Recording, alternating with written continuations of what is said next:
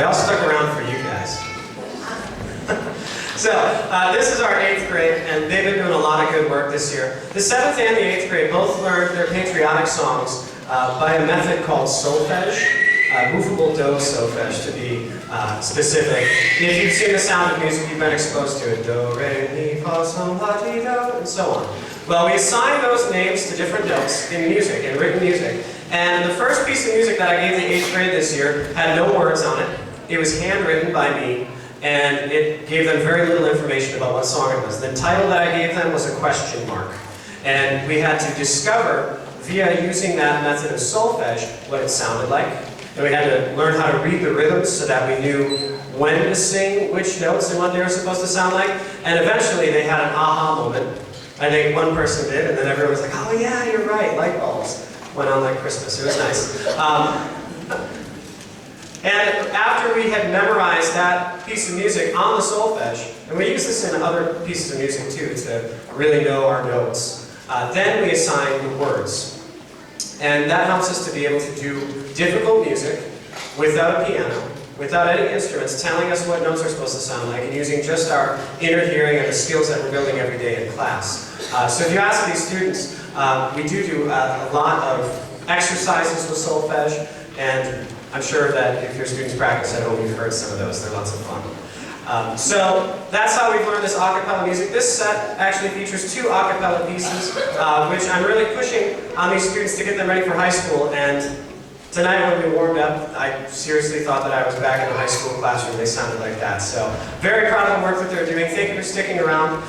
The first piece will be introduced by Jolisa Lara.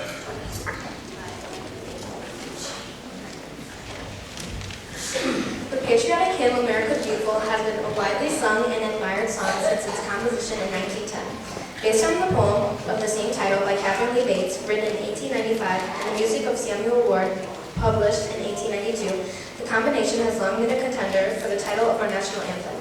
Interestingly enough, many times in the past, hundreds of years, including during the Kennedy administration, efforts were made to change our national anthem to American Beautiful, as it is easier to sing and features words arguably more symbolic to our nation as a whole. But so far, the efforts have not succeeded.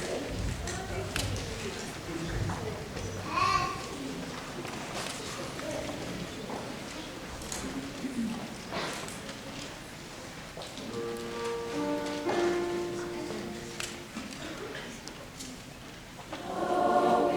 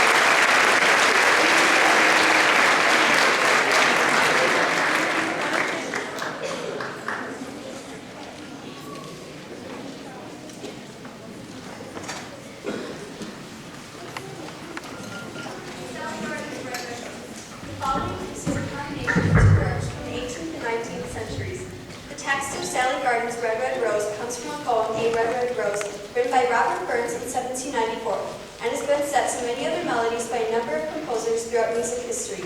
The melody of our selection comes from an Irish folk song, Down by the Salley Gardens, which has been published by many composers as early as 1886.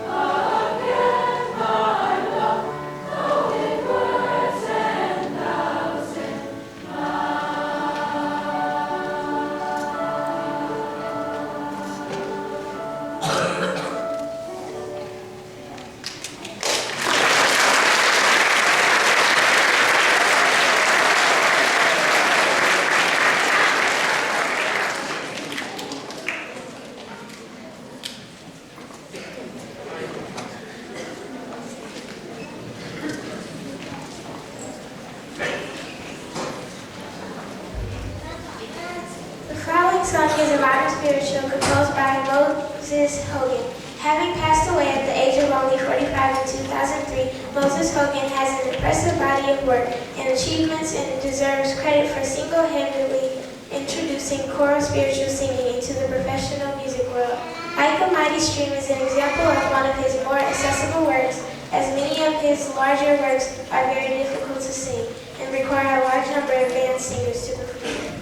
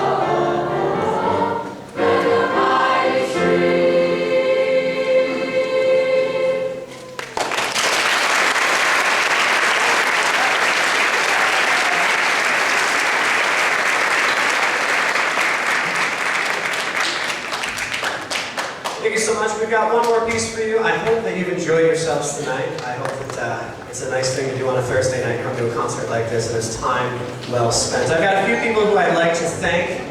First of all, I'd like to thank the students for all of their hard work in the back, 6th grade and 7th grade and 8th grade. Thank you guys so much. You guys did a good job.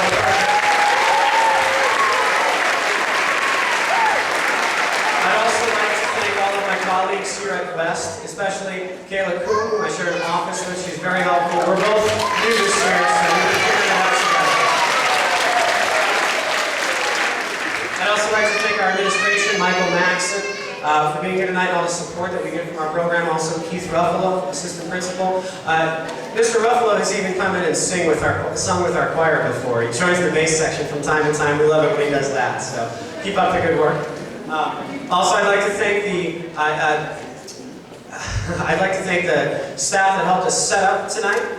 Thank the maintenance crew, all the people who help get things in the right place at the right time. This space gets used for a lot of things, so it's a lot of setup and tear down this time of year. We appreciate their patience with us and all of our needs. And also, finally, all of the staff, all the teachers who've been flexible with their schedules, with allowing us to have students come visit us throughout the day for voice lessons and band lessons if they're in both programs. And last but certainly not least, thank you all for being here and the support that you give all of the students here at West. After we're done tonight, I hope that you can stick around for a little while and enjoy some treats. I hear they're really, really healthy. So, looking forward to that. And with no further ado, I'd like to pass it off one last time to our students.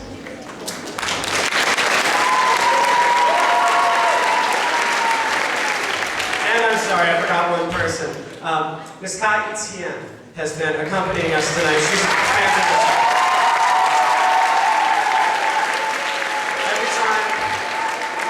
Every time that you get a new position as a director, you need to find an accompanist who makes you look terrible on piano, and she does that for me, so it's great. And it's always nice when you find someone who's easy to work with and enjoys working with the students. So I'm very fortunate for that. Now I'll pass it off to the students for our final selection. Our final piece on this evening's concert is a timeless favorite for the holiday season, with words by Peter J. Wilhousky and music by Leontovich. Carol of the Bells was originally published in 1904 and has since been adapted for countless ensembles, voice types, and instruments. Our arrangement was adapted by our director, specifically for the voices in our group. We hope you enjoy Carol of the Bells.